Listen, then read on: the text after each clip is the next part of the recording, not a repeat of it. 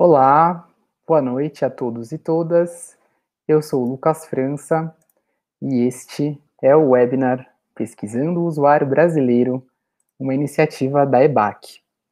Então, eu estarei aqui em contato com vocês durante todo o tempo pelo chat. E aí eu peço que vocês, por favor, me deem um ok, só para eu confirmar que vocês estão me vendo e ouvindo bem, tá certo? Se vocês quiserem também dizer de que cidade ou estado vocês nos assistem, se já são da área ou estão pensando em migrar de carreira, seria bem bacana, tá certo? Legal, Charlene, Ana Júlia, sejam bem-vindos e bem-vindas. Legal, Júlia, bacana, bacana. Bom, eu vou aproveitar então e sugerir para que vocês se inscrevam no nosso canal do YouTube, que se chama EBAC Online, lá no YouTube, tá? A gente tem muito conteúdo de design, arte, tecnologia, então vale a pena ficar atento e atenta, tá? E vocês podem mandar qualquer pergunta ou comentário para a nossa convidada de hoje, aqui pelo chat ao longo da nossa conversa. Eu só peço para que vocês façam o seguinte, que vocês selecionem esse botãozinho que tem um ponto de interrogação em cima da caixa que você escreve a mensagem. Quando você fizer isso, essa pergunta vai ficar destacada. Se você quiser interagir com outra pessoa no chat ou fazer alguma pergunta para mim em relação aos cursos da EBAC, você não precisa colocar esse ponto de interrogação. Agora, quando for uma pergunta para a nossa convidada, você seleciona assim, ok? Beleza. Então, ao longo do nosso encontro de hoje, a gente vai ter uma oferta exclusiva para vocês que estão aqui com a gente, tá? É uma oportunidade imperdível para quem já atua na área ou está querendo iniciar uma carreira nova, tá? Eu vou dar mais informações logo mais, mas se você ficou curioso ou curiosa, é só clicar aqui no botão clique aqui, tá? Que fica acima aqui da nossa tela, e aí você já fica sabendo o que é, beleza? Gente, a EBAC é uma escola de arte e tecnologia que é baseada em São Paulo e oferece cursos de iniciação, especialização e bacharelado. E a gente trabalha nos formatos presencial, online e também híbrido, tá? Aqui é muito bacana porque 90% de todos os projetos dos alunos e alunas da EBAC, tanto nos cursos online ou presenciais, eles são feitos a partir de briefings e necessidades reais de empresas que são parceiras da EBAC. Então você aprende fazendo, né, com atividades práticas a partir de necessidades reais do mercado. E 100% dos nossos professores e professoras, eles são grandes, grandes mesmo, profissionais do mercado. Então, na área de UX e UI, a gente tem um curso online completo que se chama Profissão UX e UI Designer, tá?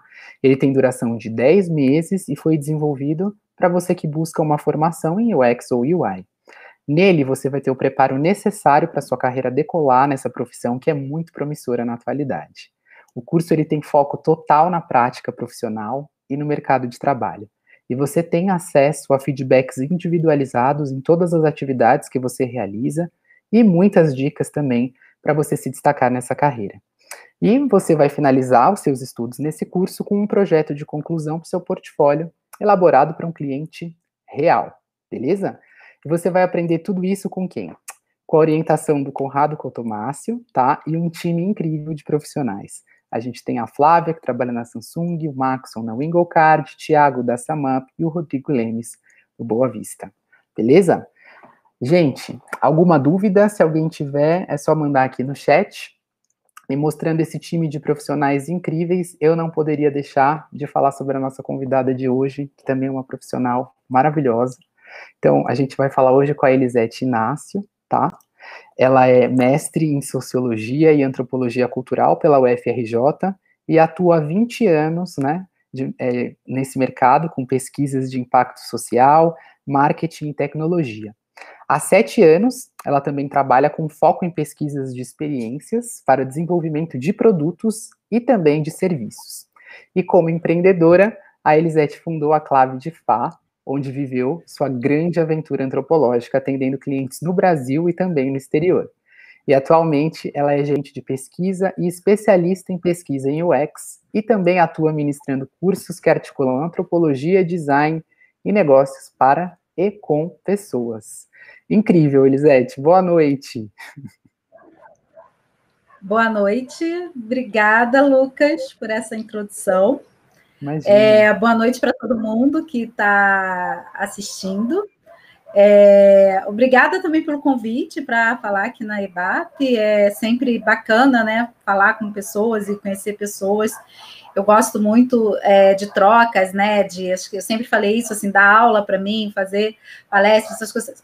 São momentos que eu aprendo muito, por isso que eu sempre tento estar o máximo possível em contato com as pessoas. E agora, com pandemia, né? Acho que ficou um canal ainda mais importante, mais relevante, né? Da gente trocar, aprender, enfim. Então, eu agradeço muito a essa oportunidade da gente, né, falar aqui. E bom, com certeza o nosso encontro vai ser muito bacana, e se a gente não tivesse em pandemia, talvez a gente estivesse no mesmo espaço, né? Verdade.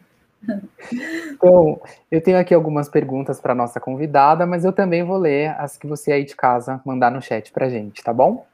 Elisete, eu queria começar conhecendo um pouquinho mais de você. Então, se você puder contar para a gente um pouquinho da sua trajetória profissional e também dizer para a gente quando você decidiu trabalhar, então, com UX Research. Ai, não acredito. Caímos. Bom, gente, acho que a Elisete caiu. É isso, né? A gente está aqui na internet e isso pode acontecer. Então, eu vou aproveitar para responder a pergunta da Ana Júlia. A EBAC tem alguns cursos dentro das áreas, tá? Esse curso que eu apresentei hoje é um curso mais completo do que o curso só de UX. A gente também tem um curso menor, que é de UX, um outro que é de UI e também um de Product Design. Todos esses cursos específicos, eles têm duração de 5 meses. O Profissão UX e UI Design, ele tem uma duração de 10 meses e ele trabalha de uma maneira profunda com todas essas áreas. Então, essa é a grande diferença, tá certo? Eu vou colocar aqui no chat pra gente o link do nosso curso e a gente vai, aos poucos, esperando a Elisete voltar, tá? Acontece, peço desculpas a vocês. Vamos ver, deixa eu mandar um oi aqui para ela.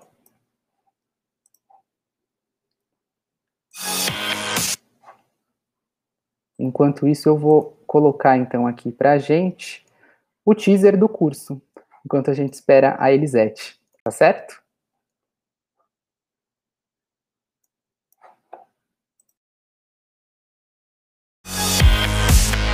Caos e controle.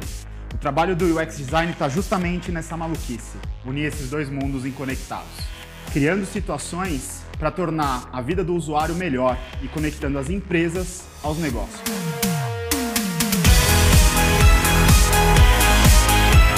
O mercado de produtos digitais está extremamente aquecido e a necessidade de entender o comportamento das pessoas dentro do ambiente digital fez a necessidade de cada vez mais se buscar profissionais de UX e UI. Esse curso é para você que já está escutando que UX e UI é a profissão do futuro. Essa não é a profissão do futuro, essa é a profissão do presente. E a gente já trouxe todas as skills para você que nunca teve contato com isso, poder aprender do zero tudo o que é necessário para você sair desse curso como um profissional maduro, mesmo sem ter tido nenhum contato com design, com UX ou com ferramentas de produção gráfica, a se capacitar como um profissional completo. Quantas pessoas tem atrás de cada aplicativo que vocês acessam, atrás de cada site, para definir aonde está aquele botão, o porquê a gente usou essa foto, o porquê a gente escolheu essa cor. Atrás de cada micro decisão dessa, tem um UX, um UI designer. São 10 meses de cursos, 40 módulos, onde no final dessa jornada, que a gente vai guiar você com calma, você vai ter uma super peça no seu... Ai, acho que eu fiz alguma outra coisa errada. Tá tudo certo, Elisete. Desculpem, pessoas, tecnologias, e a gente entrou antes para testar tudo, enfim. Mas é isso mesmo. Depois eu coloco o link aqui no chat, quem quiser assistir o teaser do curso. Estava mostrando o teaser do curso enquanto você voltava para o pessoal. Não, e eu estava interessada de ver, eu mesma desliguei. Na verdade, eu fui clicar em outro lugar, enfim. Bom, para quem trabalha com pesquisa com usuário e teste com usuário... A gente precisa mandar um feedback para o pessoal aqui dessa plataforma, né? Tipo, não apresente, né? Tem alguns ícones ali que, de repente, não devem ficar ligados para todo mundo, né? Bom, Elisete, imagina, tá tudo bem. Eu queria que você contasse um pouquinho para a gente sobre a sua trajetória profissional e quando que você decidiu trabalhar com UX Research. Bom, eu vou começar de trás para frente, né? Como você falou lá, falou um pouquinho da minha mini bio, né? Quando eu entrei, então eu acho que é legal falar da conquista mais recente, que é o livro que chama UX Research com sotaque brasileiro, que é o primeiro livro sobre o UX Research publicado em português e também com foco no contexto brasileiro. Então, quando eu digo que ele é a conquista mais recente, é porque eu sou coautora do livro, junto com mais duas pesquisadoras também bastante experientes, que é a Cecília a Cecília Henriques e a Denise Pilar. E esse é fruto, justamente, a gente brinca, né, que se a gente somar as nossas idades, a gente já tem quase não, a gente já tem 100 anos de experiência nesse livro. Então, a gente tem, ele é um livro bem focado, assim, em pensar tanto a questão de produção de conhecimento e localizar a área de pesquisa no campo de produção de conhecimento dentro das empresas, e também trabalha várias técnicas de pesquisa que são usadas para a área de UX Research. Por que isso, né? Eu trabalho com pesquisa, como você falou, né, há mais de 20 anos. Na verdade, se eu for contar, assim, profissionalmente, o que hoje se considera pesquisa, 22 anos, mas antes mesmo de eu entrar na faculdade, eu trabalhei no censo do IBGE e tive um curso para trabalhar no censo. Eles dão um curso, na época eu entrei para ser supervisora, então eles davam um curso super forte, de uma semana, assim, pesado, de 8 às 18, assim, falando de estatística, o que era amostra, coisas que, inclusive, eu estava vendo ali antes de entrar na faculdade, eu ficava, ai, caramba, para que eu estou vendo isso? E aquilo foi super útil depois.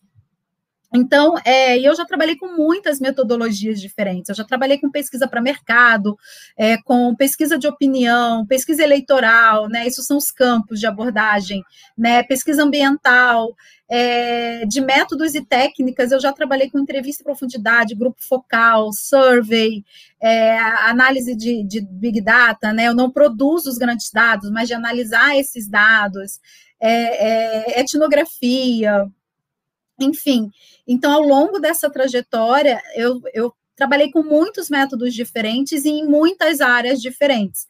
Até que em 2013, eu já tinha fundado a minha empresa, eu fundei a minha empresa no fim de 2012, e aí em 2013 eu conheci a área de experiência, economia da experiência. Então, eu vim trabalhar com a área de experiência com essa entrada pelo serviço e pela economia da experiência. E aí, em 2014, eu fui convidada por uma amiga, ela me chamou para realizar uns testes de usabilidade do aplicativo que ela estava desenvolvendo.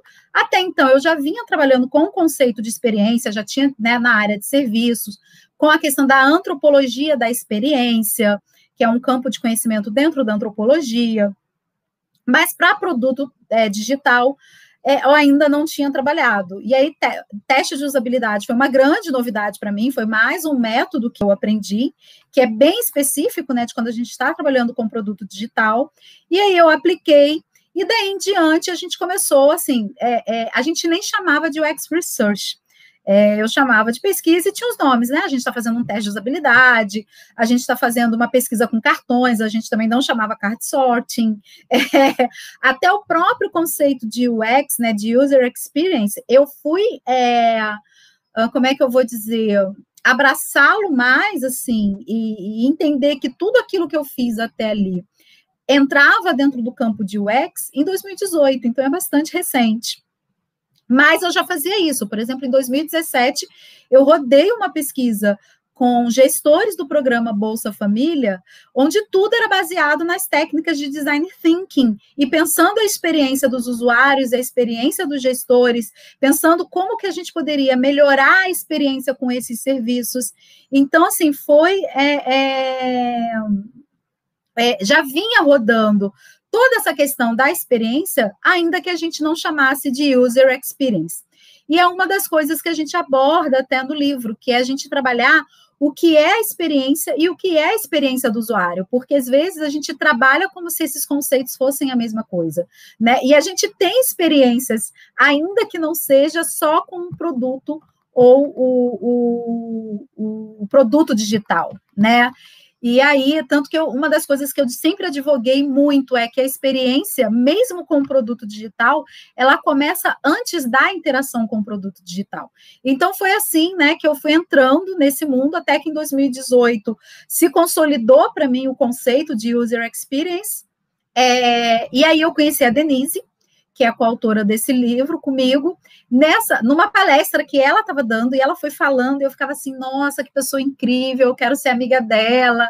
A gente tinha muita afinidade de pensar pesquisa, de pensar metodologia, de pensar pesquisa com os usuários. E aí, depois, um amigo em comum nos apresentou, e ela comentou que estava querendo escrever, já estava escrevendo um livro com a Cecília. E eu falei, que legal, eu também já vim escrevendo um livro de metodologia, no entanto, de metodologia mais geral. E aí a gente começou a conversar e falou, então vamos escrever juntos, e aí começou essa segunda aventura. Nesse meio de caminho, a minha vida também deu várias reviravoltas. Eu fechei a minha empresa, que é a Clave de Fá, fui trabalhar numa fintech chamada Blue, fiquei lá um tempo, saí dessa fintech, fui para uma outra empresa chamada Zoli, fazer a gestão de pesquisa. Na Blue eu estava como pesquisadora sênior, e aí eu fui passando também, não só dentro do universo de UX, mas na minha carreira inteira por diversos níveis e diversas estratégias de pesquisa, né? Então, assim, eu fui gerente, eu fui desde aplicar questionário na rua, né, até, ou por telefone, enfim, até fazer gestão, fazer análise, desenhar o produto junto com os designers, pensar estratégia, pensar negócios, enfim. Então, é uma trajetória aí longa dentro da área de pesquisa. Que maravilha, Elisete. E então, conta para a gente um pouquinho de como está hoje, como que é a sua rotina de trabalho e quais desafios que você identifica na sua profissão. Olha, eu não vou falar muito da minha rotina, porque a minha rotina é não ter rotina. Inclusive, teve uma época da minha vida que isso foi razão, assim, de quase 6 meses de terapia, até eu concluir que, ok, se eu estava trabalhando com pesquisa, ter rotina, né, ela não existe, né? Mas o que eu vejo de desafio hoje para mim? O primeiro as empresas, elas estão cada vez mais contratando pesquisadores, mas ainda assim, os gestores, né, especialmente alta gestão, têm muita dificuldade de entender a dinâmica da pesquisa. E, por exemplo, quando a gente está trabalhando com produto digital, o produto ele é contínuo, mas a pesquisa ela é um projeto. Então, você pode fazer várias pesquisas para um entendimento de um mesmo produto, e cada uma é um projetinho. E isso traz uma série como eu vou dizer, de especificidades da pesquisa. E fazer esse diálogo para fazer esse entendimento de que a pesquisa ela é um projeto, ela tem início, meio e fim, ele é um desafio. Né? E que o outro desafio é entender que essa pesquisa, dependendo do objetivo que ela traga, ela pode ser feita em uma semana ou ela, de repente, precisa ser feita em um ano. E aí, se você vai... E eu já tive projetos que eu desenvolvi por 2 anos, e é empresa, né? Não foi fora, não foi no ambiente acadêmico. E aí as pessoas pensam, mas você vai ficar 2 anos para receber o resultado de uma pesquisa? Não. Você tem pequenas entregas, né, dentro desse projeto de 2 anos. Então, você tem um objetivo macro que você quer cumprir no fim de 2 anos, mas você tem várias pequenas entregas para você chegar nesse seu objetivo macro. Então, fazer com que os gestores entendam que nem tudo vai vir, que nem todas as respostas vão vir de 6 entrevistas. Entender que, por exemplo, para um teste de usabilidade somativo, 6 entrevistas estão ok, mas para um teste de usabilidade exploratório, talvez eu precise de 12, 15, 20. Então, fazer com que essa gestão, que cada vez mais demanda pesquisa, entenda as especificidades da pesquisa, é bastante difícil. Uma outra dificuldade que está muito associada também a esse trabalho em conjunto, esse trabalho multidisciplinar, é a questão do ágil hoje, né? Todo mundo hoje confunde agilidade com rapidez, ou com uma entrega muito rápida. E, às vezes, eu tive, por exemplo, uma experiência que, quando veio a demanda de pesquisa, eu olhei e falei, olha, a gente vai precisar de 3 meses para desenvolver e chegar nesse resultado final. E, como eu falei, eu podia fatiar o próprio processo de pesquisa com pequenas entregas nesses 3 meses. Mas aí todo mundo achou que 3 meses era muito, porque não ia caber na sprint do produto e etc. E não foi feito.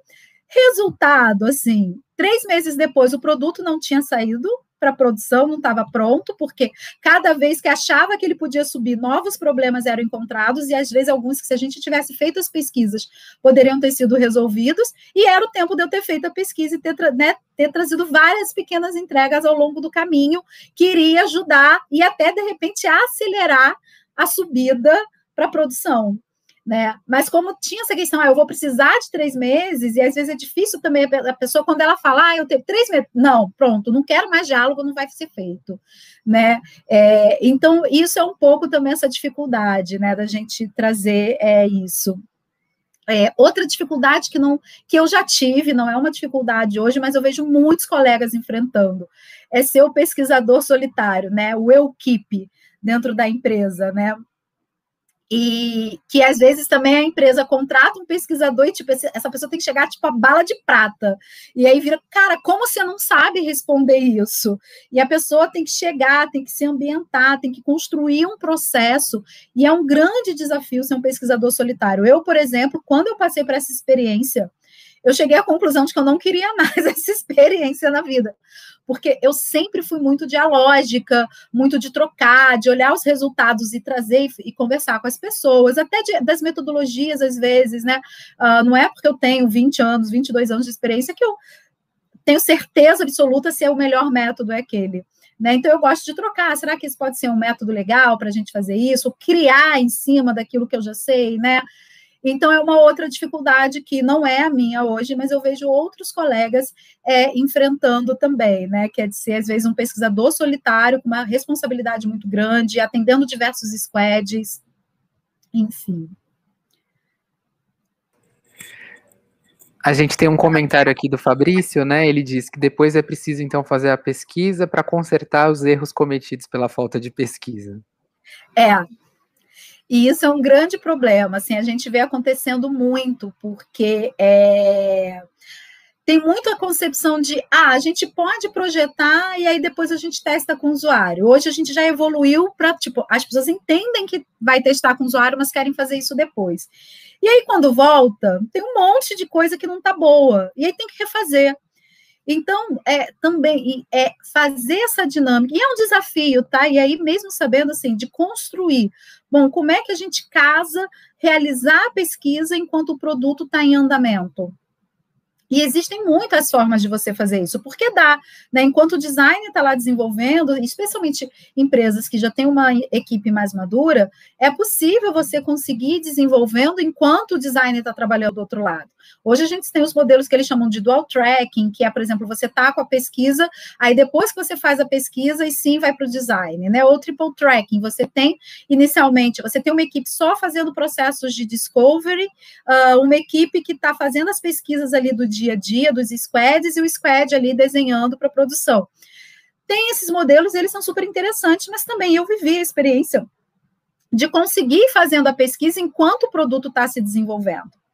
Né? E é muito bacana. Só que você precisa saber também o que você quer aprofundar naquela pesquisa. Por exemplo, eu queria testar coisas muito pequenininhas, então eu chegava e testava aquelas coisas bem pequenininhas.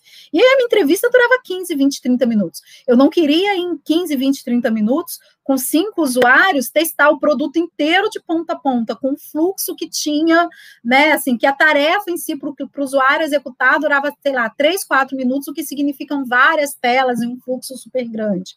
Então, também ter esse entendimento do que a gente vai testar, ele é bem interessante, a gente pode ir fazendo durante, né? O pior de tudo é, de fato, a gente, e é o que mais acontece ainda, é fazer pesquisa para descobrir que não, né, o que poderia ter sido descoberto logo de início. Com certeza.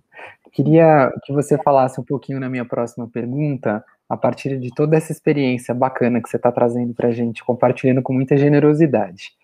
Eu queria saber como que as determinações socioculturais, elas interferem no comportamento dos mercados consumidores. Essa pergunta difícil, né? É tensa, mas como eu sou antropóloga, não sei se eu falei isso, né? Eu sou antropóloga de formação, então vou dar uns pitacos aqui. A primeira coisa é que, assim, nós temos uma série... Se a gente for olhar para o mercado, vamos olhar só para o Brasil, porque está na nossa realidade. Se a gente for olhar os estados, nós temos uma diversidade muito grande. Se a gente for olhar dentro de São Paulo, a gente vai ver uma diversidade muito grande. E se a gente for olhar dentro... Eu não sei qual é a menor capital do país, né? Já soube essa informação. Mas se a gente for olhar, sei lá, dentro do Rio de Janeiro, que é uma capital menor que São Paulo, vai ter uma diversidade muito grande, né? Então, um grande desafio, inclusive, que eu vejo em produto é desenhar um produto que atenda essa grande diversidade. Porque, no fim das contas, sei lá, se você está usando o WhatsApp, está todo mundo usando o WhatsApp, né? No Brasil inteiro. E aí, como que você vai trabalhar isso? Porque isso impacta, de fato, em como a pessoa, às vezes, vai entender um comando, por exemplo. Né? Que tipo de expressão? Você quer adotar uma linguagem mais conversacional, mais informal, e aí você usa uma palavra que só em São Paulo ela faz sentido, ou que só no Rio de Janeiro ela faz sentido. Eu já vi isso acontecer com alguns produtos aqui no Rio de Janeiro, de ter, por exemplo, às vezes um conteúdo e as pessoas de outros estados não conseguirem entender aquele conteúdo, porque está tão ligado ao nossa, né, eu sou carioca, apesar de muita gente dizer que não parece por causa do sotaque, mas está tão ligado ao nosso jeito de falar no cotidiano, a forma como o produto foi descrito, ou está apresentado, ou os comandos estão montados, que outras pessoas ficam sem entender. Então, a forma como a gente pensa, olha para essa diversidade interna, e a gente pode olhar para, né, uma diversidade de escala global também, e a gente cria e adapta produto, tem tudo a ver em como o mercado vai consumir esse produto, né? E nesse entendimento de que, olha, óbvio que a gente precisa chegar num denominador comum, mas existe também produtos, empresas mais avançadas têm, de fato, produtos desenhados por localização. Eu tive essa experiência, eu fui para a Europa e cheguei lá, assim, vários produtos que eu utilizava aqui no Brasil mudaram de configuração, mudaram de layout, e eu ficava, gente, peraí, por que mudou tudo aqui? E aí depois que eu fui entender, e aí eu me preocupei, porque eu ia passar por alguns países, eu falei, gente, será que toda vez que eu mudar de país vai mudar tudo aqui? Tipo, mal me acostumei, agora já... Né? E por que isso acontece? Para justamente respeitar essa diversidade que a gente tem, né? E que não estou dizendo que é um trabalho fácil, mas empresas maiores já adotam isso, porque você tem formas de olhar aquele produto e de consumir que vai ser muito diferente. É só a gente olhar, assim, tem um caso agora que é muito de brasileiro, gente, duvido muito que isso aconteceria em outro lugar no mundo, que é o uso do Pix para paquerar. Não sei se vocês já ouviram, né? Não sei se todo mundo sabe o que é o Pix, mas o Pix é uma nova forma mais fácil, mais rápida de se fazer transferência bancária. Geralmente você cadastra uma chave no seu banco e aí você, sei lá, eu, Elisete, quero transferir dinheiro, né? Sei lá, o Lucas quer me transferir uma quantia, eu vou dizer para o Lucas, olha, a minha chave é essa e o Lucas transfere essa quantia para mim em qualquer horário, eu recebo em qualquer horário, não tem taxa, não tem, pode ser feito no fim de semana, enfim. Só que a maioria das vezes, as chaves de transferência são ou CPF ou e-mail. Então, se eu souber o CPF do Lucas e souber, sei lá, por alguma razão em que banco ele está cadastrado, eu posso transferir dinheiro para ele. Ok, né? E aí, saiu logo depois, 2 meses depois que o Pix estava lançado, saiu o primeiro caso divulgado na mídia, que uma usuária ela foi bloqueada pelo ex-namorado em todas as redes sociais, em todos os e-mails, em todos os telefones, em todos os canais de contato possíveis, e aí ela começou a fazer transferências de 1 centavo para o Pix do ex-namorado. Só que isso divulgou, e, cara, agora um monte de gente está fazendo isso.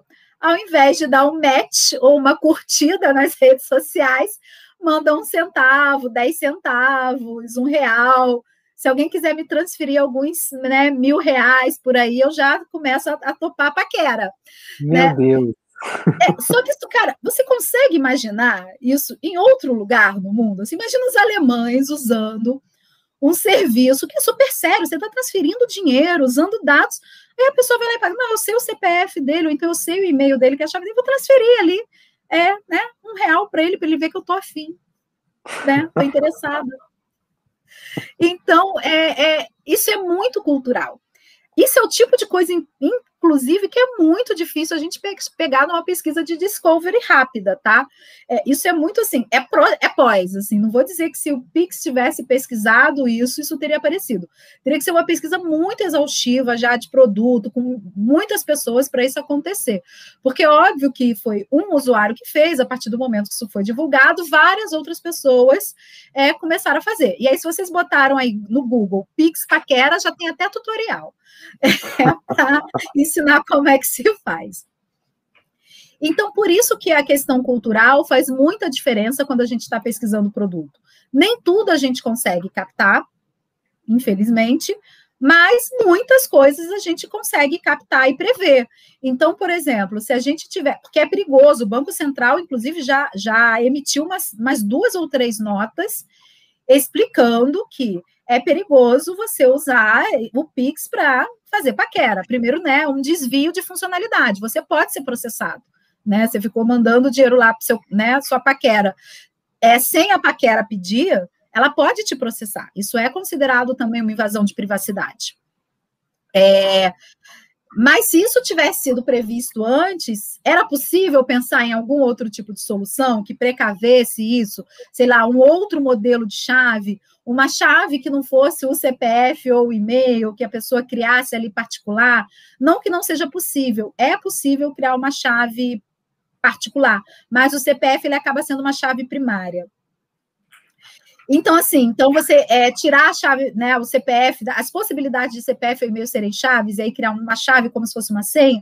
Então, assim, nesse processo que, às vezes, a gente pegar pequenos detalhes que são associados aos consumidores e a questões culturais e a essa diversidade, é que a gente consegue trabalhar melhor os nossos produtos, os nossos serviços, enfim, estratégias de campanha, e aí vale para uma série de coisas, né?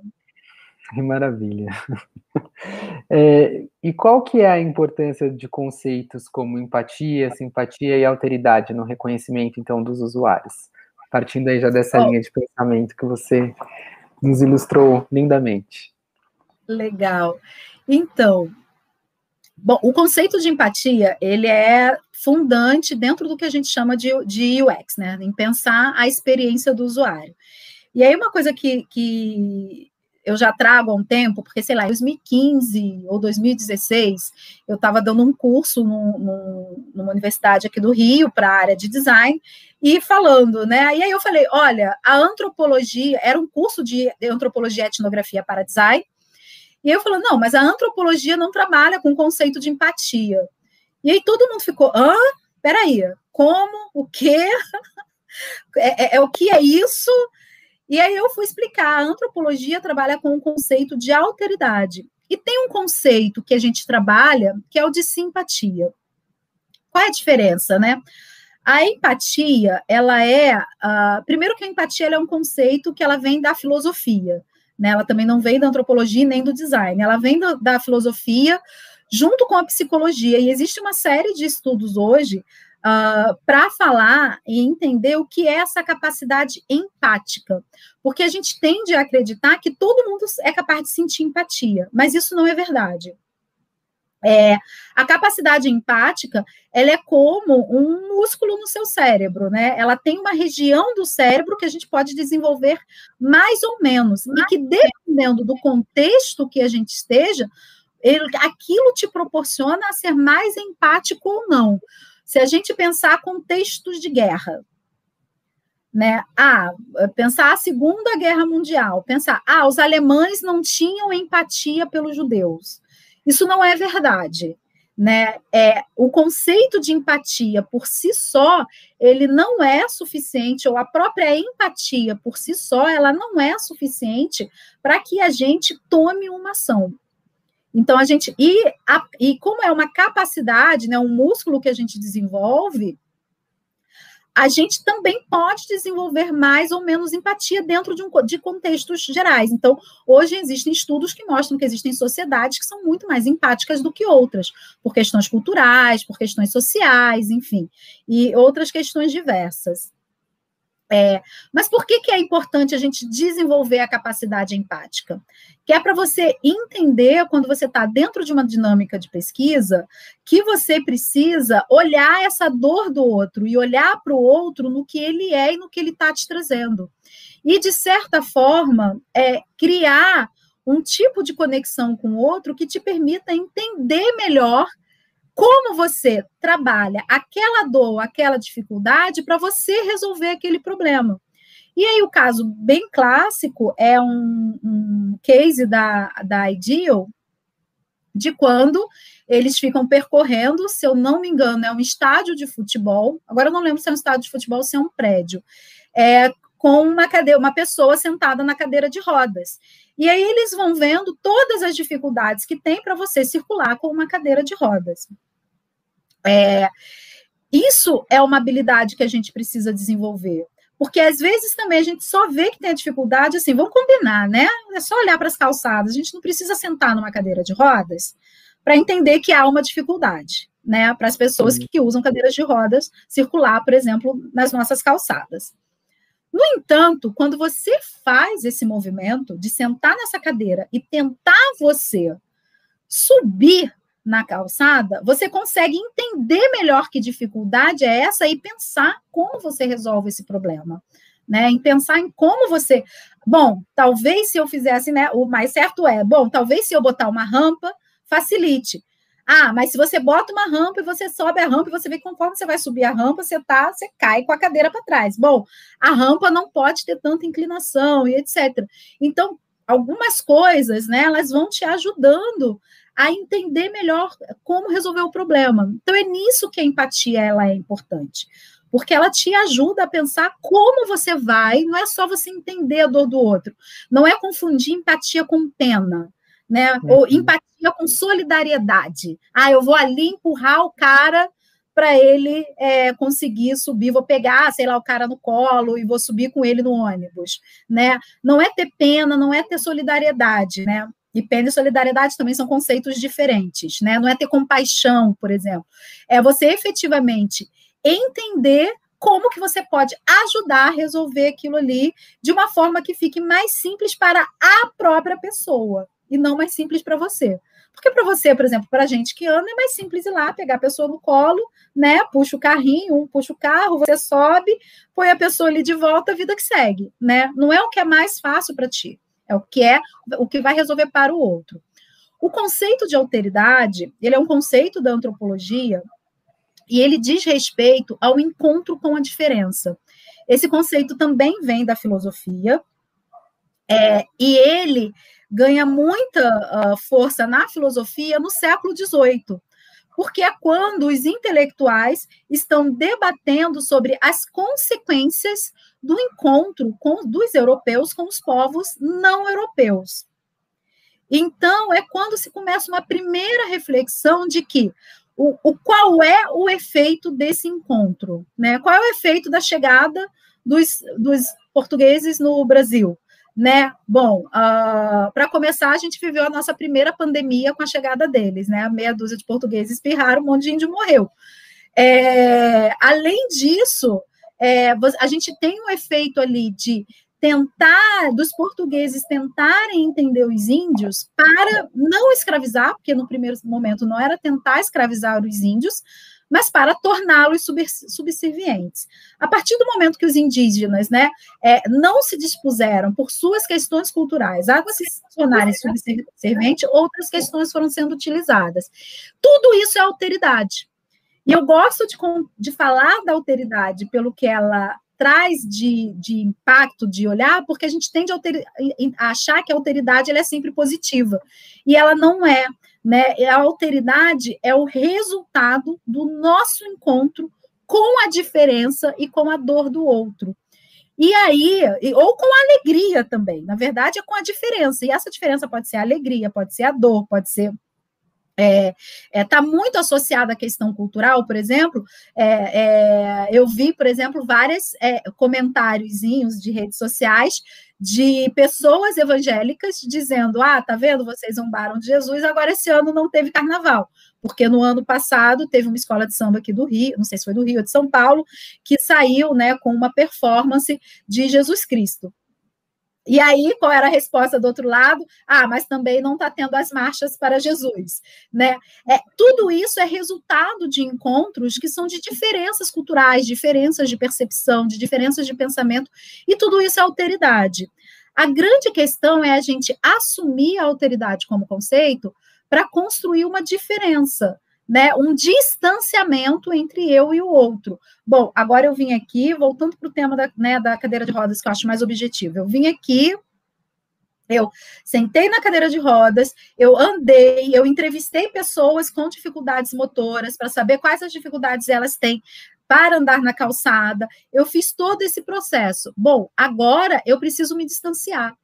Eu não posso, enquanto pesquisadora, acreditar que eu sou o outro. E aí é um processo que é bem importante da gente entender, que é o que significa a empatia para o design, e especialmente para o design que está desenvolvendo um produto ou uma interface, e o que significa a empatia para o pesquisador. Porque o pesquisador, que ele é muito o design que carece de empatia, ele provavelmente não vai desenhar um bom produto.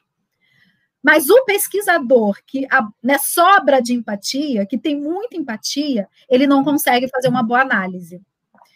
Então, a gente entender como que a gente usa esse conceito e como a gente trabalha com esses conceitos é bastante importante. Para a gente olhar e falar, bom, eu sou, especialmente pessoas que têm formação híbrida, né? Tipo, eu sou designer, eu sou pesquisadora.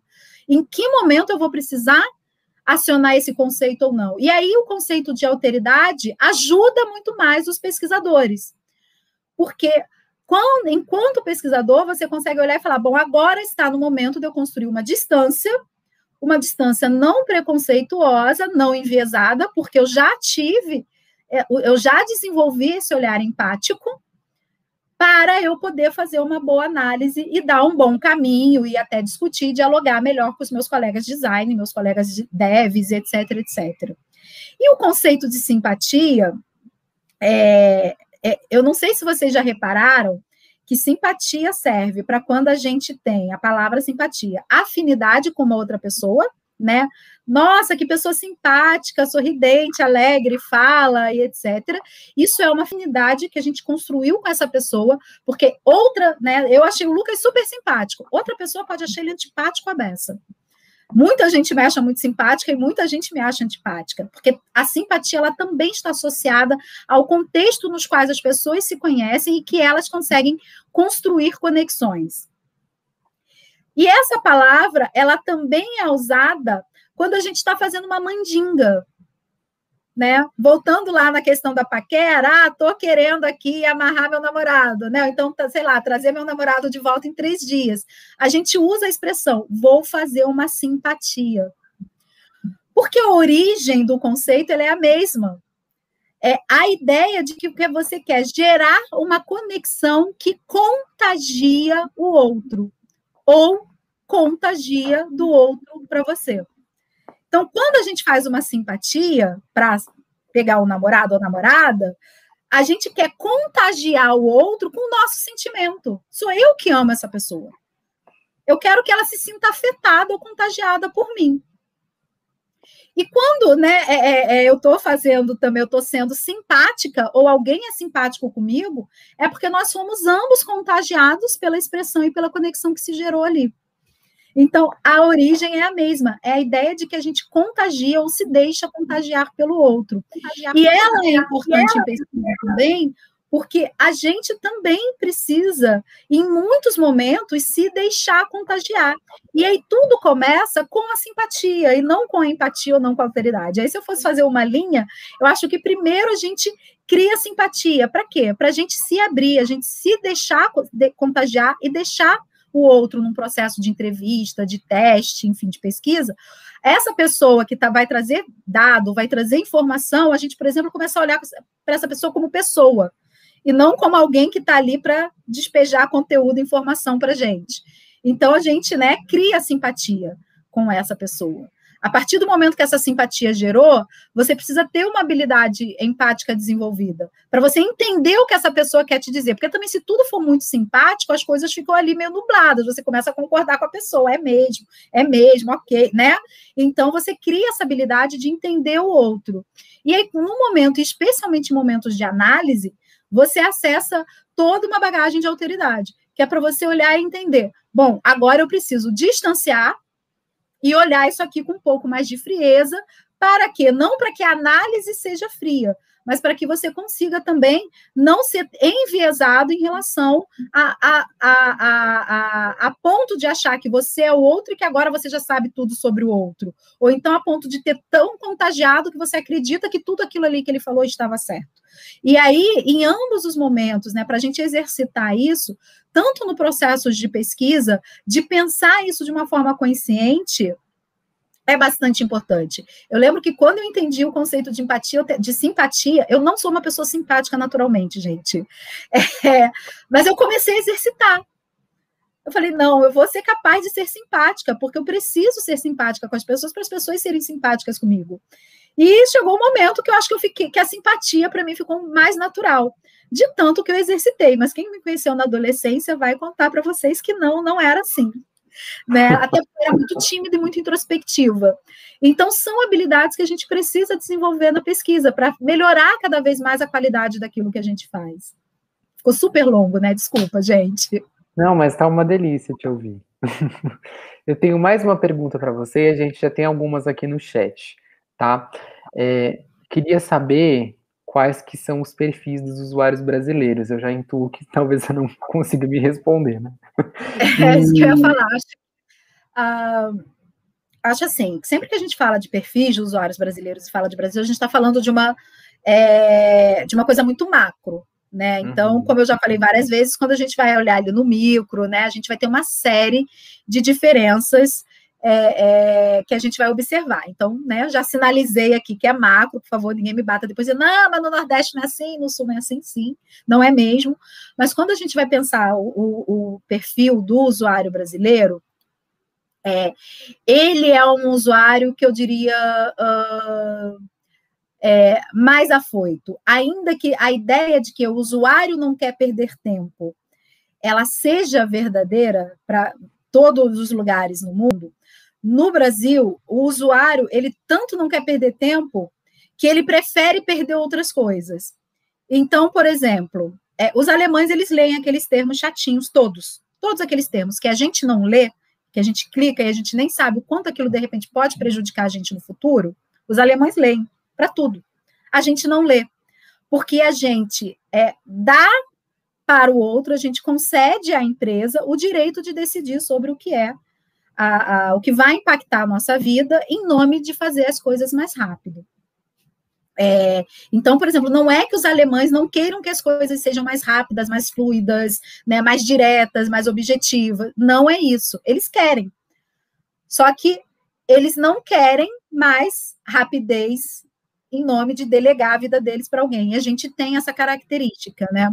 Uma outra que eu pensei que acabou me fugindo, que é da gente ser muito afoito. Outra coisa. Esse é um que eu vivo jogando assim por aí. Design minimalista. Brasileiro, gente, gosta de carnaval, né? Gosta de boi, né? Festa junina. Aí penso o que todas essas coisas têm em comum. Todas as festas populares têm em comum, as pequenininhas e as grandes. Muita cor, muita informação, muito conteúdo, né? O brasileiro, ele quer que seja rápido, mas ele quer que tenha muito conteúdo. Eu já fiz vários testes onde as pessoas... Ele não lê, mas ele quer ver que a informação está ali. Ele quer ter o direito de ler, né? Nós, né? Assim, nós queremos que a informação esteja disponível, ainda que a gente não vá ver, que a gente não vá ler. A gente quer que, por exemplo, quando a gente está pensando em e-commerce, a gente quer ver muita, e a gente tem muito brasileiro, eu brinco, que o brasileiro ele está sempre procurando um catálogo ele olha para os aplicativos e ele está sempre procurando um catálogo de supermercado. Né? E eu já tive a oportunidade de perceber isso em teste, assim, de botar uma tela com design super minimalista, simples, objetivo, direto, lindo, né? E a outra com as mesmos conteúdos, né? Tudo confuso. E da pessoa olhar e falar, isso aqui é bonitinho, mas falta uma cor, né? Essa informação aqui está muito resumidinha. Do outro lado, a informação super confusa, não dizia nada, assim, sério. Mas está faltando informação aqui, né? Aquela informação toda clean, direto, objetiva. Está faltando informação, né? Não é que estava faltando informação. É que o fato de ter mais texto na outra interface dava a sensação de que faltava informação, que era informação de preço, tá? De preço. Pô, você quer ver preço, você quer ver o quê? Aquilo ali, né? Na nossa cabeça, objetivamente. Não, na cabeça da pessoa era, tá faltando informação aqui, porque eu não sei se eu posso confiar nesse preço. E aquela desconfiança do preço era só porque estava só o preço. Então, a gente também tem uma coisa que eu acho que é muito particular do brasileiro, que a gente não tem tanta preocupação assim com o minimalismo. E, pelo contrário, isso pode até gerar desconfiança. Eu já vi em alguns testes com pessoas de diversas partes do país isso gerar desconfiança, né? Então, quando, por exemplo, eu estou dialogando com times de design, eu sempre peço muita atenção e trago essas questões, porque às vezes a gente deixa tão simples, tão direto, tão objetivo, que a pessoa olha e fala, né? Não sei. E também pode ter situações, também não estou dizendo, gente, que é para botar tudo ali confuso, joga, né? Praticamente um quadro né? Um quadro impressionista do meu sobrinho de 2 anos. Não é isso, né? É preciso ser pensado, mas também olhando para essa característica que é nossa. Nossa, fez muito sentido tudo isso que você disse.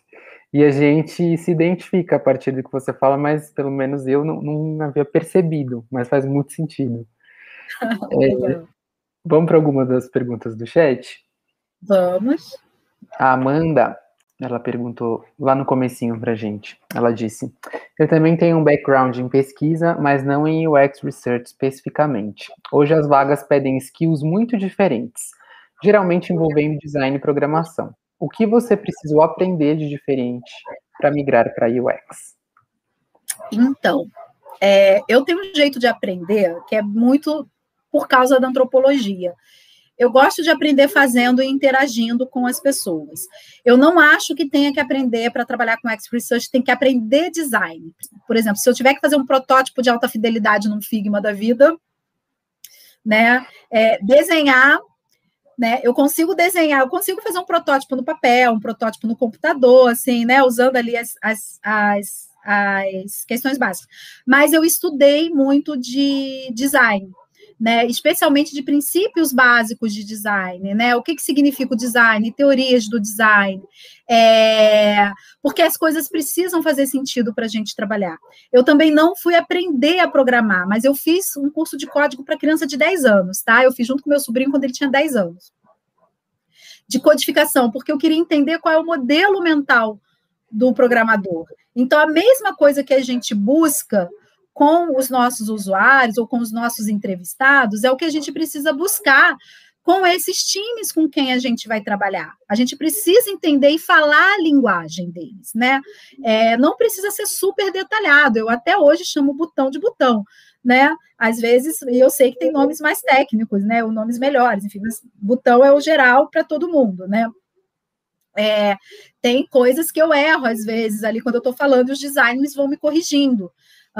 Mas eu entendo o modelo mental, né, de como isso é feito, de como pensar a estratégia.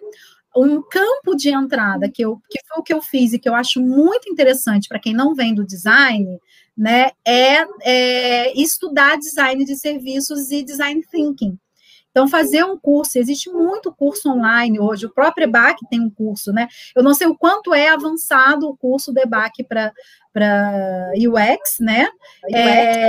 Mas começar, às vezes, com cursos mais básicos, para você pegar a linguagem que é utilizada até para você conseguir seguir melhor num curso mais avançado ou fazer um curso mais avançado.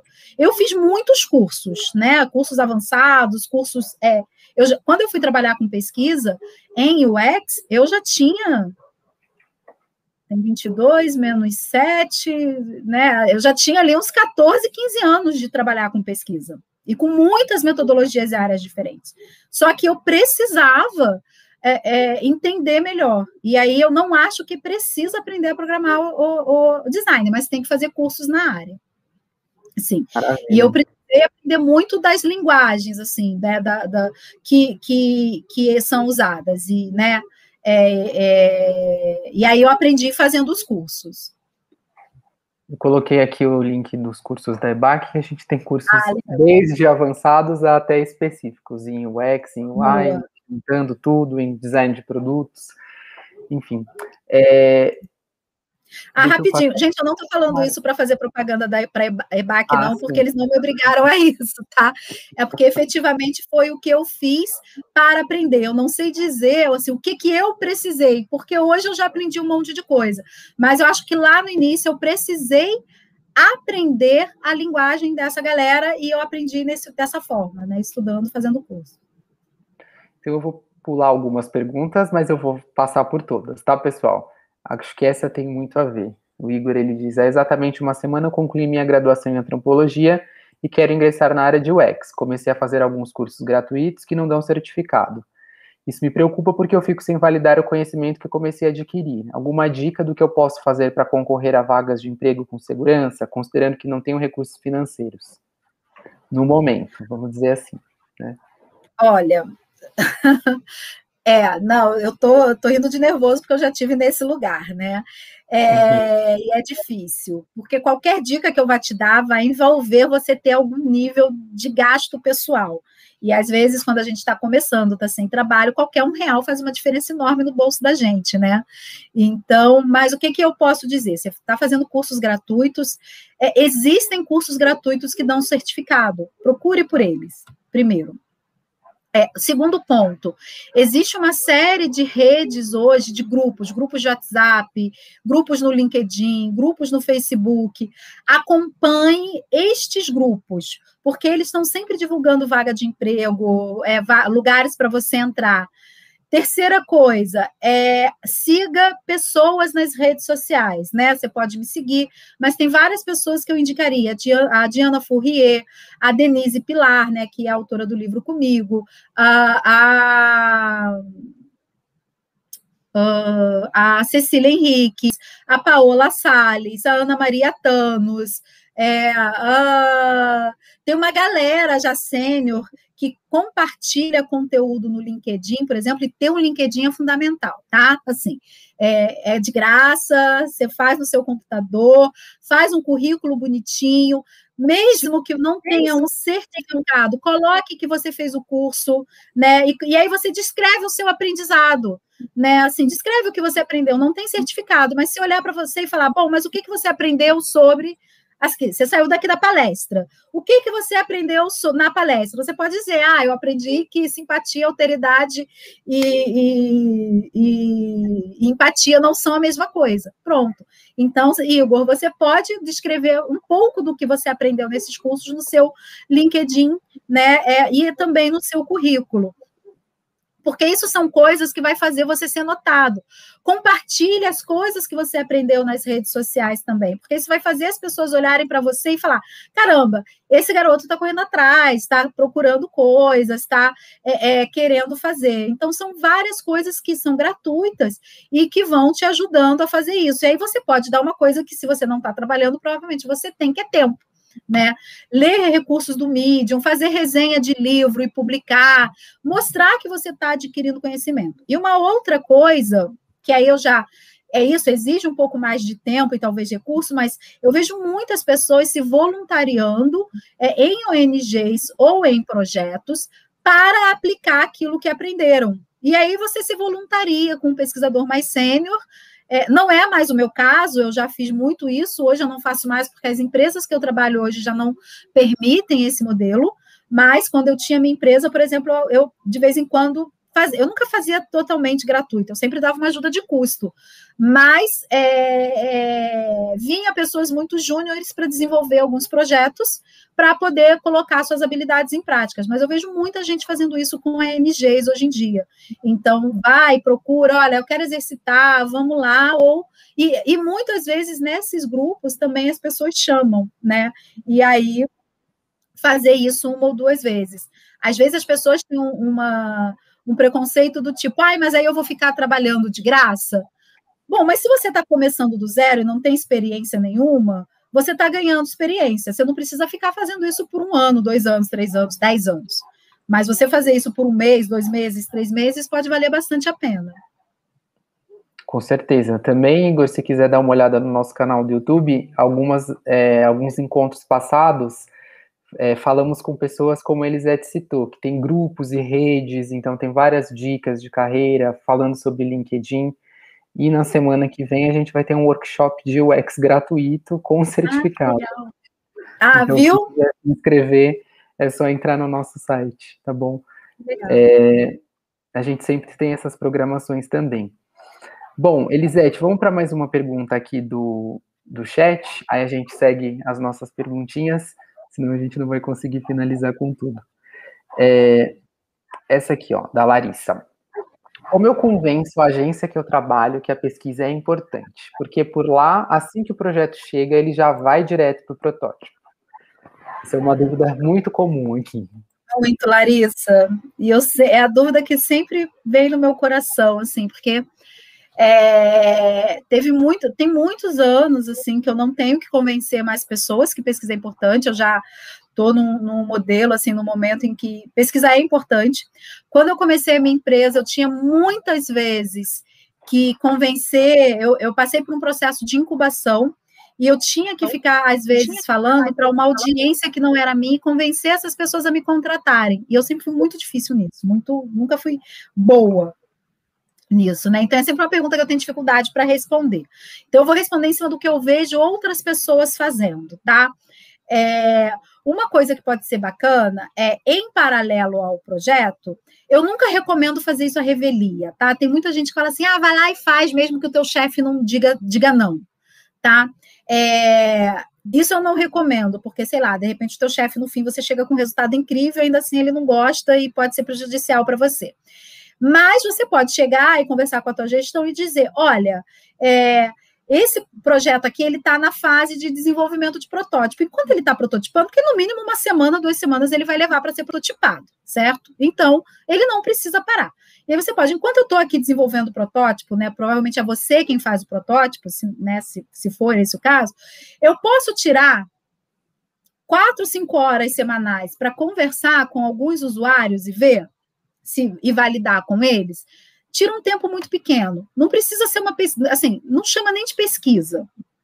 Porque às vezes você chama de pesquisa, eu trabalhei num lugar que a gente não chamava, nem pesquisa complexa a gente chamava de pesquisa, a gente sempre chamava de bate-papo, que era para a pessoa, para os gestores não ficarem assustados. Aí a gente chamava, a gente vai fazer um bate-papo com os usuários. Sério.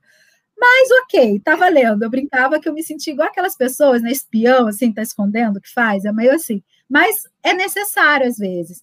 E aí você pode chegar e falar, eu posso tirar um tempo só para bater um papo? Vai durar tantas horas. E aí pega, né, faz um processo de conversa, vê os principais insights que os usuários te dão e mostra isso para o teu gestor e fala, olha, eu estou tentando colocar isso aqui no protótipo porque foi um feedback dos usuários. E vai tentando fazer para ver se as pessoas se convencem, né, para ver se eles entendem e validam a importância disso, de olhar e falar, não, a gente precisa ou fazer uma pesquisa antes, ou no mínimo fazer um teste de usabilidade depois. Por exemplo, se você prototipa, fica aqui sei lá, coloca o último dia antes da entrega para você fazer uma validação, né, com um teste de usabilidade com 2, 3 usuários. Não é nem o número que o Nielsen recomenda, não é. Né? E aí, por isso que eu falo, não chama de pesquisa, não acha que isso vai te trazer grandes insights, né? Mas valida ali e vê o que te traz e o que você pode dizer, olha, tudo bem, está indo para a produção, mas a gente pode fazer, de repente, algumas melhorias aqui, né, enquanto estiver em produção, enfim. Aí depende muito também de como o projeto chega, de como é o projeto, de quem é a agência, enfim. A agência geralmente é complicado, porque trabalha com um cronograma muito fechado. Então, se ela já não entende que pesquisa vai ser importante em algum momento e ela não vende isso para o cliente, ela também não quer fazer, porque aí é custo que ela tem, né? Um custo extra que ela vai ter de fazer a pesquisa que o cliente da agência não comprou. Mas, de repente, né, conseguindo tirar a cada projeto 4, 5 horas, um dia para validar, né? Não é uma pesquisa, é uma validação. Para fazer uma validação, aos poucos vai construindo a cultura de se fazer pesquisa, né? Aí você já pode dizer, olha, na próxima vez fala, seria legal se a gente fizesse uma pesquisa mais embasada, seguindo os métodos, né? E aos poucos você vai convencendo. Maravilha. Bom, deixa eu falar um pouquinho, então, com o pessoal que chegou depois que a gente já tinha começado. A gente está aqui com a Elisete, que é especialista em pesquisa, e está dando uma aula incrível aqui para a gente. Vou deixar ela tomar uma aguinha, descansar uns minutinhos, e vou falar para vocês, um pouquinho sobre o nosso curso, que eu comecei apresentando, tá? Vou falar rapidamente aqui para vocês. Então, esse curso que se chama Profissão UX e UI Design, ele é um curso mais profundo, ele tem uma duração de 10 meses, e nele você percebe a diferença entre usuários e partes interessadas, e também aprende a criar um mapa de empatia para entender melhor as necessidades de cada negócio. E aí, dessa forma, você será capaz de analisar as necessidades e expectativas dos usuários, aprendendo também a fazer diversos tipos de pesquisas e estudos. Você vai descobrir o que influencia a usabilidade das interfaces e aprenderá também a projetar diferentes níveis de protótipos, encontrar as melhores soluções e a realizar testes. Você também vai dominar a base de design de interface para plataformas web e mobile e também conhecer o design emocional. Você vai aprender aqui, na prática, a trabalhar com qualquer tipo de projeto e a fazer escalabilidade em um time ou empresa. E entende quais são os requisitos de cada projeto e quais são os objetivos de navegação de cada interface. Você entende também como organizar materiais para que os outros criativos façam testes de usabilidade e a criar uma boa documentação para otimizar o trabalho do seu time de desenvolvedores.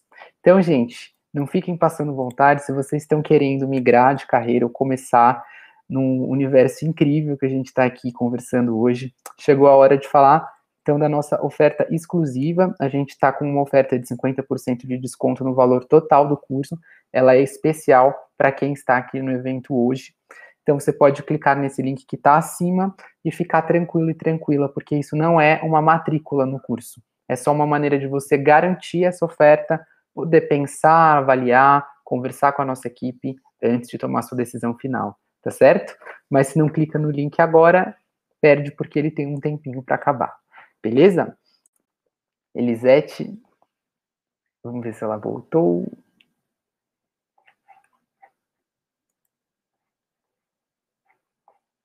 Voltou. Tô aqui.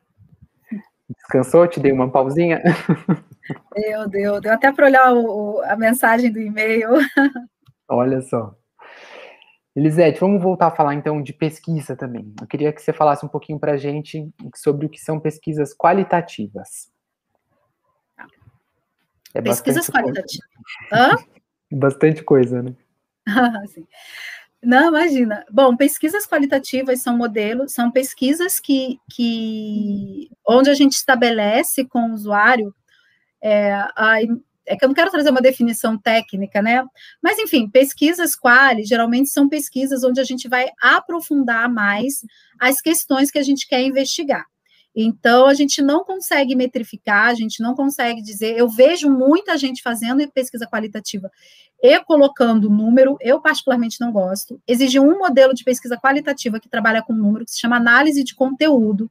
Geralmente, a galera que faz jornalismo aprende a trabalhar com análise de conteúdo, mas é uma metodologia bastante específica. Afora ela, os outros métodos e técnicas de metodologias quali, né, de pesquisas quali, elas têm foco em, principalmente, a gente aprofundar na visão do usuário, na visão do cliente, enfim, na visão da pessoa. Então, a gente trabalha com um número menor de pessoas, mas com um volume muito maior de informação. né? Então, e quando eu estou falando volume de informação, não é exatamente quantitativo, mas em termos de densidade de informação que vem para a gente trabalhar.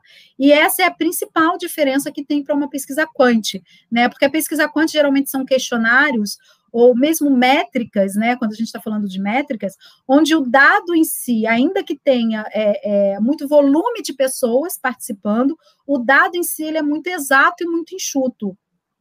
E às vezes ele até dificulta, né? Ele traz insights também, mas às vezes a gente também não consegue interpretar muito além daquilo ali. Por isso que é importante, né, quando a gente trabalha com quant, a gente tentar conseguir métricas e números, né, dados e métricas de diversas fontes, para a gente cruzar essas métricas e conseguir gerar mais insights. Porque uma métrica única, às vezes um resultado único de uma pesquisa, ela não vai ser legal, né? Na Quali, não. Eu brinco que a Quali ela é artesanato e a Quant ela é indústria, né? Então, a Quali é aquela pesquisa que você faz, que você vai super aprofundar, você vai cuidar do detalhe dela com as pessoas, você vai perguntar uma série de coisas. Você sai de uma entrevista qualitativa, você realmente sai o melhor amigo daquela pessoa, né? Assim, cria muita afinidade, né? Eu já vi processos, já vi, né, pesquisador que casou com a pessoa que estava fazendo a pesquisa, conheceu, enfim, gera uma conexão, né? Então, você cuida muito no detalhe. A quant não, a quant você quer medir, você quer mensurar, e às vezes você quer, por exemplo, a gente estava falando aqui de diversidade de brasileiro, aí eu dei um exemplo de algo que seja comum, que é a questão, por exemplo, das pessoas não lerem os termos enfim, os termos legais lá que vêm nos aplicativos quando a gente aceita. Se eu vou fazer uma quant, eu quero saber quantas pessoas leem ou não. Se elas não leem, né, quantas delas não leem porque não se interessam, quantas não leem porque não entendem, quantas não leem porque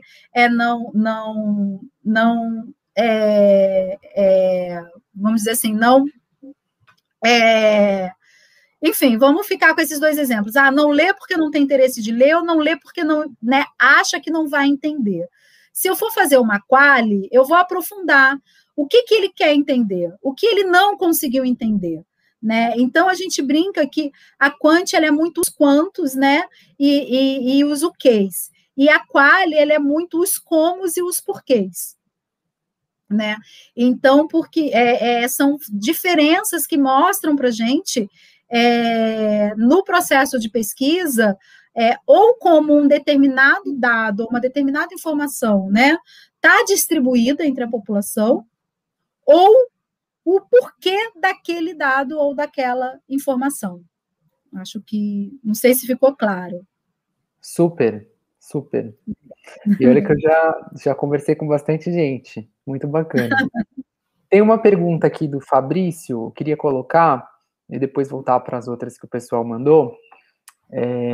Aqui, ó. Ele pede para você falar um pouco mais sobre a migração do pessoal das ciências sociais para UX. Como que você vê esse movimento? Porque ele é um cientista social, antropólogo, e está migrando para UX Research e já trabalhou bastante com pesquisa. Então, tudo que eu vou te responder, Fabrício, é orelhada, tá? É muito da minha experiência e do que eu observei nos últimos 20 e poucos anos, né, olhando o mercado, desde que eu entrei na graduação em ciências sociais até hoje. Quando eu entrei em ciências sociais, não se falava em fazer pesquisa fora do ambiente acadêmico. Eu acho que isso mudou um pouco, mas já mudou. Existia, por exemplo, a gente brincava,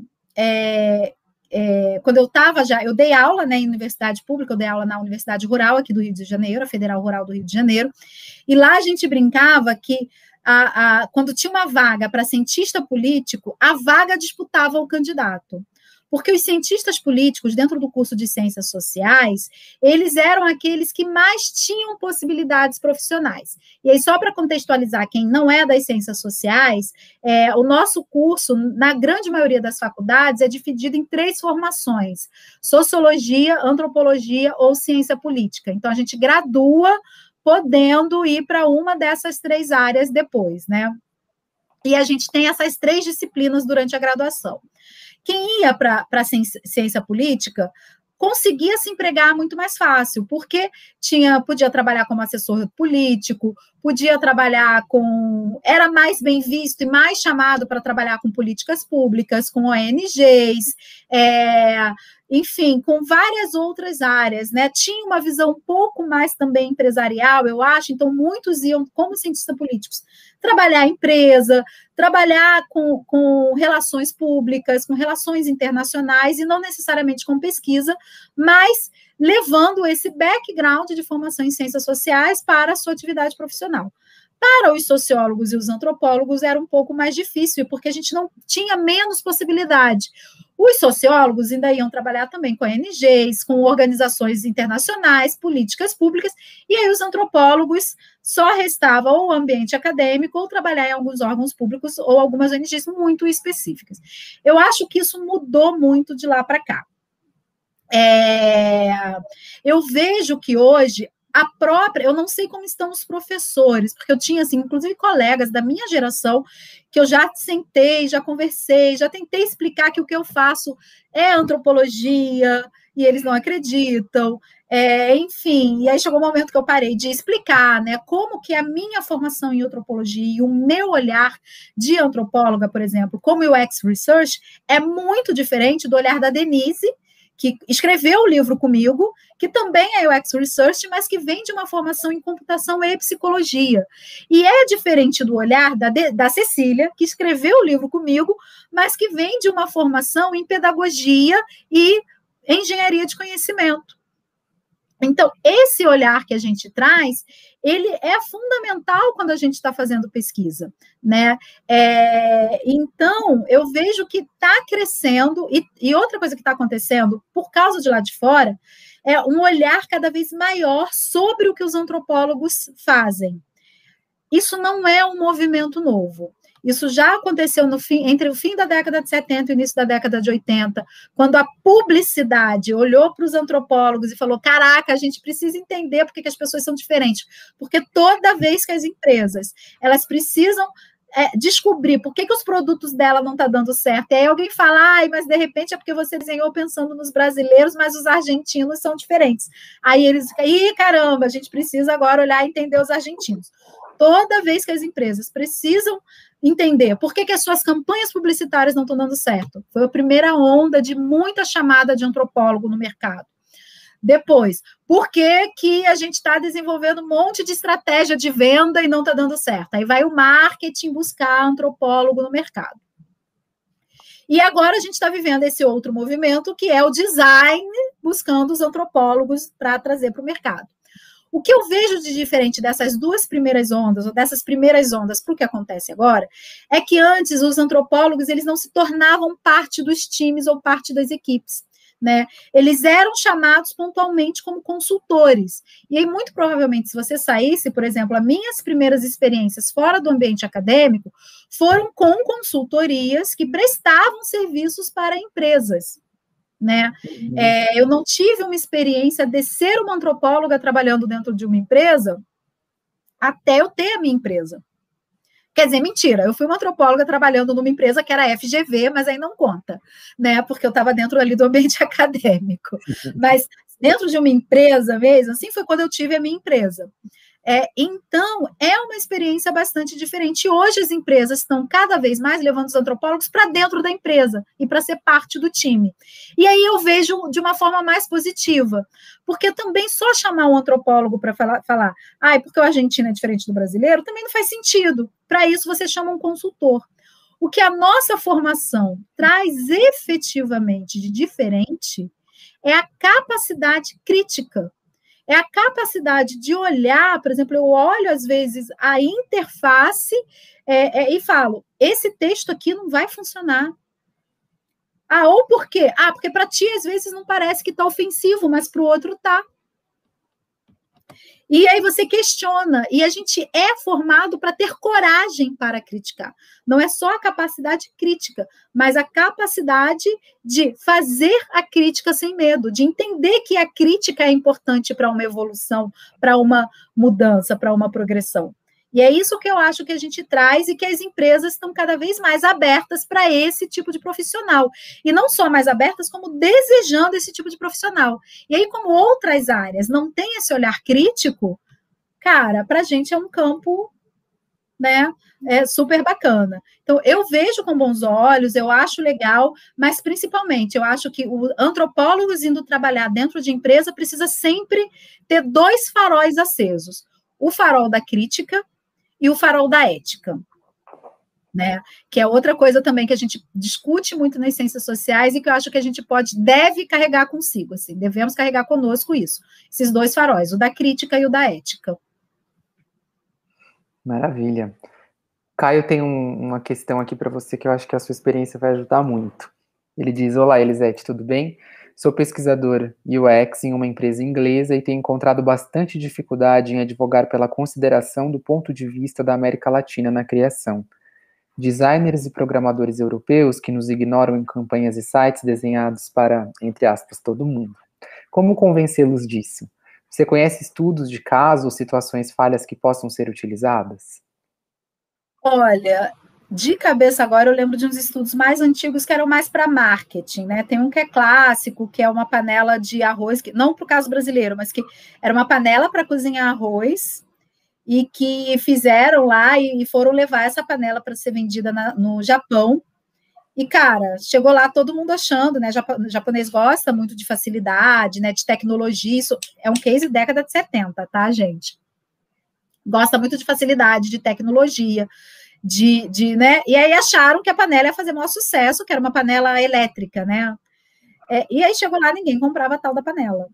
Era panela? Era de fazer bolo? Não, desculpa, era uma assadeira elétrica de bolo. E não fez o menor sucesso, ninguém comprava, falhou. E aí, quando eles foram ver o que se tratava, as mulheres não queriam ser taxadas de preguiçosa, né?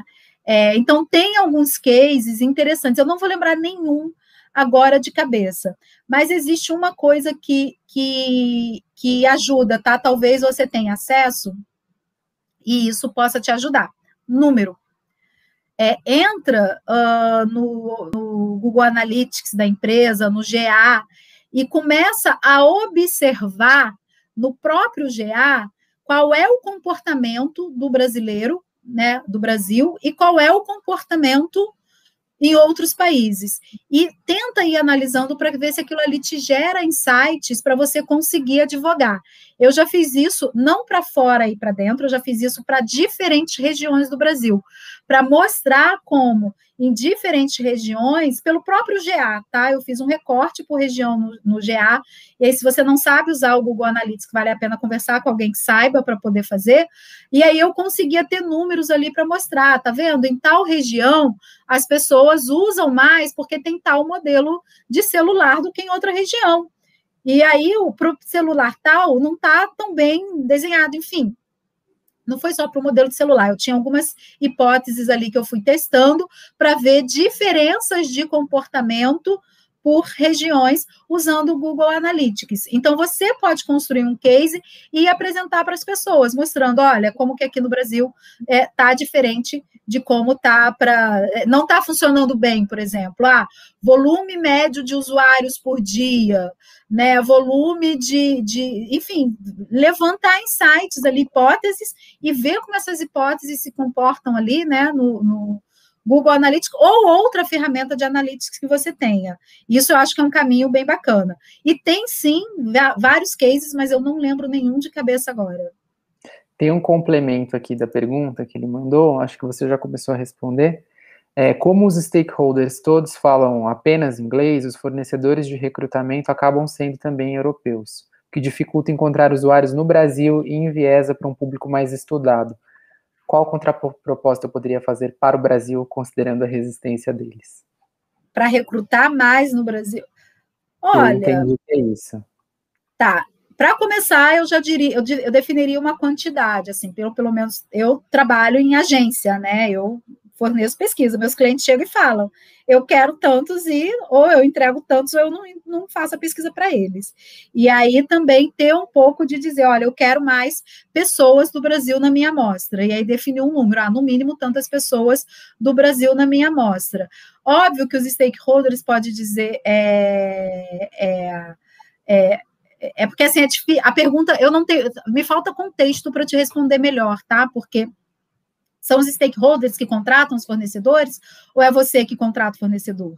Tipo, é você que passa e mostra para os stakeholders e eles passam para o recrutamento, né? Então, porque assim, se é você quem contrata o recrutamento, é você dizer, eu quero tantos brasileiros, tantos argentinos, tantos colombianos, ou um número X de América Latina, pelo menos, dentro da minha amostra.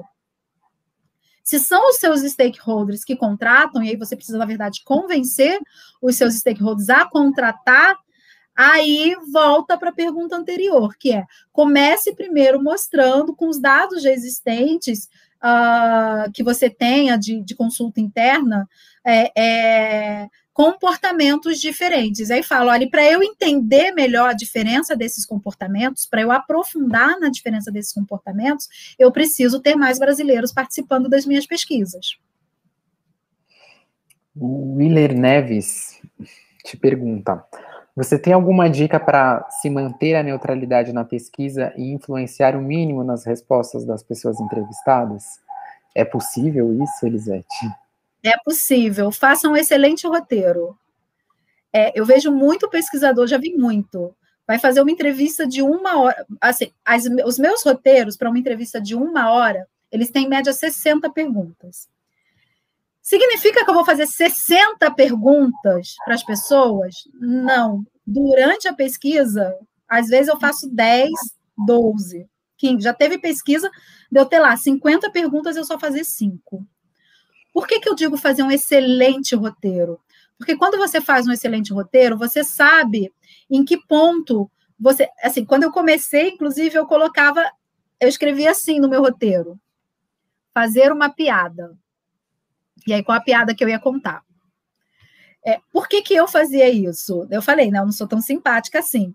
Então, para eu gerar algum tipo de simpatia, o brasileiro, ele gosta, né, de criar essa conexão, assim, eu colocava uma piada neutra também, né, óbvio, você não vai falar de time, não vai falar de religião, né, não é uma piada que vai ofender as pessoas, né, nem de BBB, por favor, não fale, né, assim, uma piadinha mais neutra, né, uma coisa do tipo, tecnologia, né, não, de novo a tecnologia acabando com o horário da gente, não, alguma coisa neutra, eu escrevia no meu roteiro.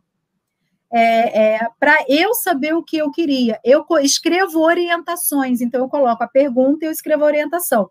Aqui eu quero descobrir isso.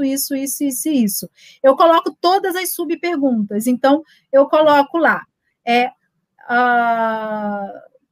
Na sua opinião, a aula foi boa ou foi ruim? Isso também, tá? Sempre dá um contraditório na tua pergunta, que se você pergunta, na sua opinião, a aula foi boa?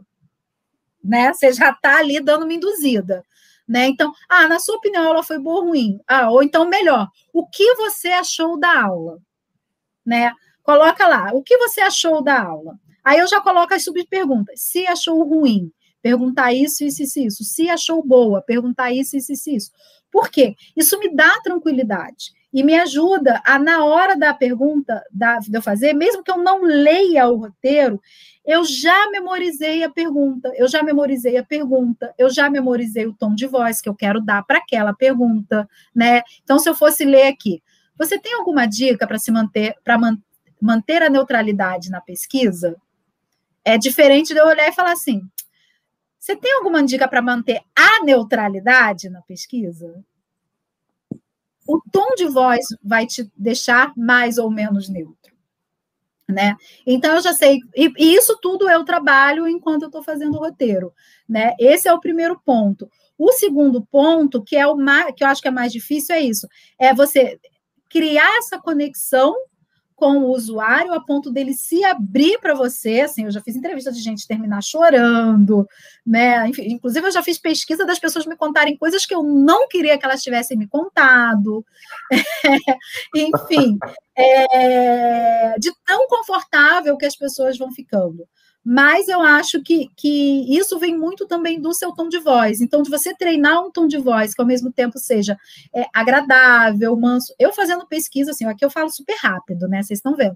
Eu fazendo pesquisa, meu tom de voz eu sempre tento manter ele agradável, manso, mais devagar, né? Mais calmo, mais tranquilo, perguntar às pessoas de uma forma mais pausada, não tão pausada a ponto da pessoa ficar cansada, né? Então, mas dá um ponto que seja assim, que passe muita tranquilidade para as pessoas, né? Eu, no meu dia a dia, eu sou muito agitada. Vocês perceberam? Eu fui mudando meu tom de voz enquanto eu estou aqui explicando isso para vocês, né? Dando um exemplo de como a gente pode fazer. E aí vocês percebem, meu tom de voz antes era outro, né? A forma como eu estava falando era outra. Então, mas isso tudo eu faço no roteiro, treinando no roteiro. Que aula, que aula. Podemos fazer mais uma, Elisete, antes de encerrar? Podemos sim. É do Willer também. Como conseguir montar um portfólio atrativo para a área de research? Willer, eu fiquei 8 anos montando um portfólio atrativo. Hoje eu mando meu portfólio para as pessoas dando exemplo, e as pessoas falam, uau, nossa, arrasou. Aí eu sempre mando o primeiro portfólio que eu fiz, que foi em 2012. Gente, coisa horrorosa aqui. Muito, muito ruim mesmo. O que eu sugiro? Primeiro, ler muito. Tem muita dica na internet de como montar um portfólio. Eu não vou conseguir te dar dicas aqui o suficiente. Então, a minha dica é melhor que seja você ler, né? Tanto no Medium. Eu olho muito portfólios de exemplo.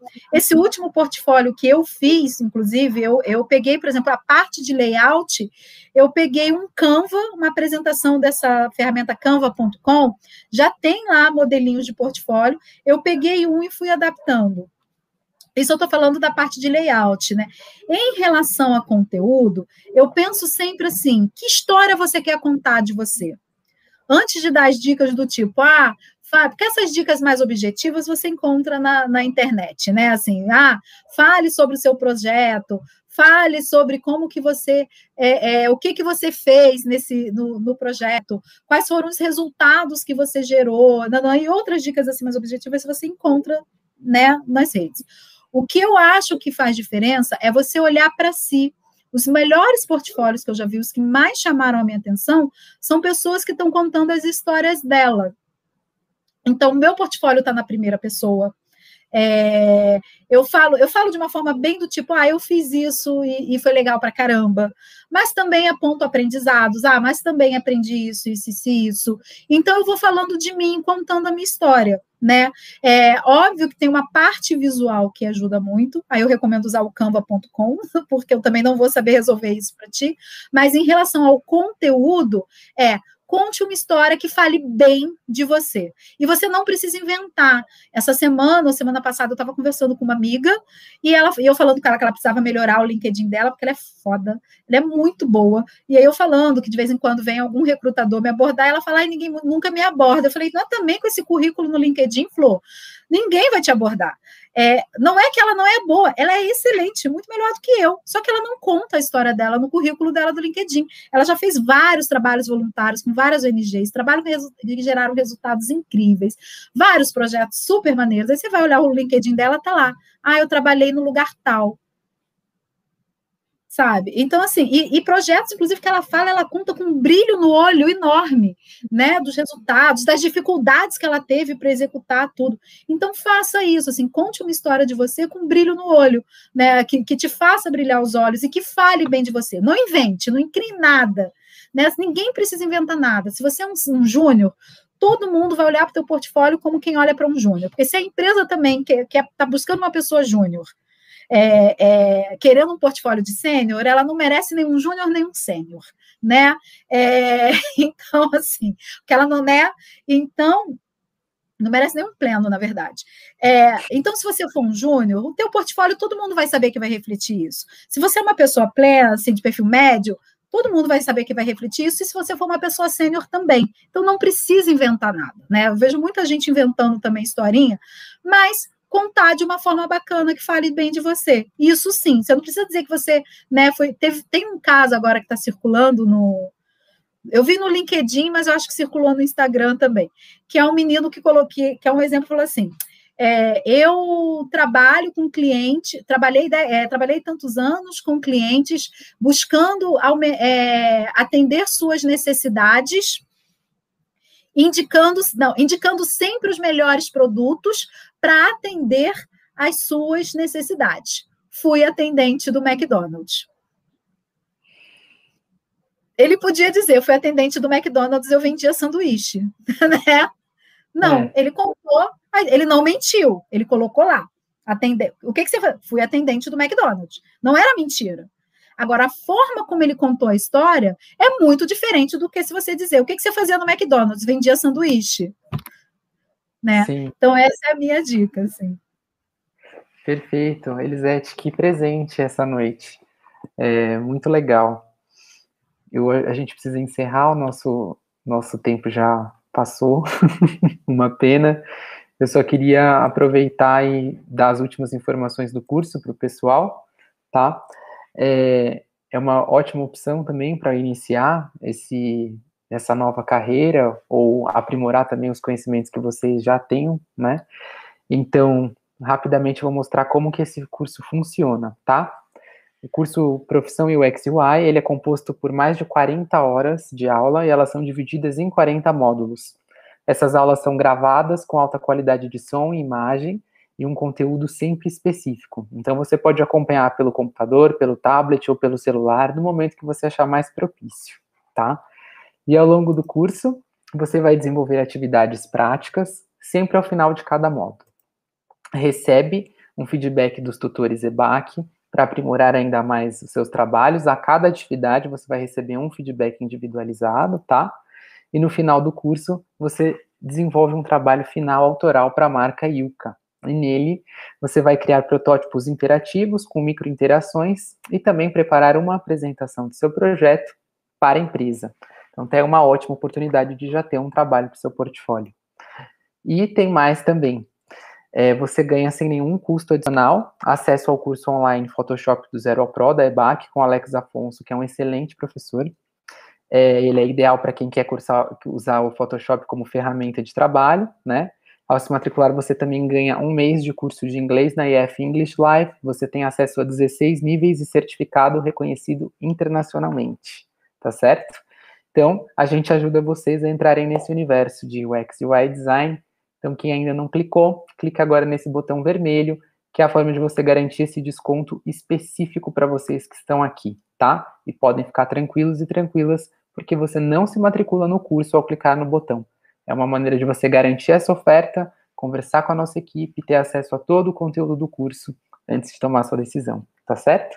Se você quiser conversar mais sobre o curso ou saber das outras opções que a gente oferece também, aqui tem os contatos da nossa equipe, que sempre está à disposição para ajudar e a tirar qualquer dúvida que vocês tenham, tá certo? Elisete, eu te agradeço muito, eu e o pessoal aqui do chat, né, que já estão falando muito obrigado, a aula foi incrível, né, o webinar virou aula mesmo. Legal, obrigada também. Foi um prazer te conhecer e um prazer ouvir toda a sua experiência, e como eu disse anteriormente, eu agradeço a sua generosidade de compartilhar o conhecimento com a gente, tá certo? Obrigada também. Tchau, tchau, gente. Tchau, tchau, até a próxima. Pessoal, até mais, boa noite a todos e todas. Se quiserem rever o webinar, é só entrar no nosso canal do YouTube, que daqui a alguns minutos já tá lá. Até mais, tchau, tchau.